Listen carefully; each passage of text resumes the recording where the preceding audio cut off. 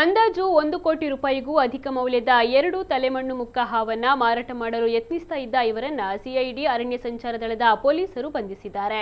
ಬಂಧಿತರನ್ನ ಆಂಧ್ರ ಮೂಲದ ವಂಶಿ ಕೃಷ್ಣ, ಆರಿಫ್ ಬಾಷಾ ಹಾಗೂ ಕರ್ನಾಟಕ ಶಿವಮೊಗ್ಗ ಹಾಗೂ ತುಮಕೂರು ಮೂಲದ ಯತೀಶ್ ಶಫಿ ಹಾಗೂ ಆರಿಫ್ ಬಾಷಾ ಎಂದು ಗುರುತಿಸಲಾಗಿದೆ.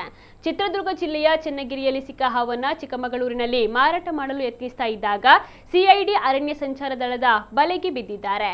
ಆರೋಪಿ ಯತೀಶ್ ಪ್ರಕರಣದ ಮುಖ್ಯ ಸಂಚುಕೋರನಾಗಿದ್ದು ಆಂಧ್ರ ಮೂಲದ ವ್ಯಕ್ತಿಗಳಿಂದ ವಿದೇಶಕ್ಕೆ ಮಾರಾಟವನ್ನ ಮಾಡಲು ಯತ್ನಿಸ್ತಾ ಇದ್ದ ಎಂದು ತಿಳಿದು ಬಂದಿದೆ. ಬಂಧಿತ ಆರೋಪಿಗಳಿಂದ 1 ಕಾರು, 1 ವ್ಯಾಗನರ್ ಕಾರು ಹಾಗೂ 5 ಮೊಬೈಲ್ಗಳನ್ನು ವಶಕ್ಕೆ ಪಡೆದುಕೊಂಡಿದ್ದಾರೆ.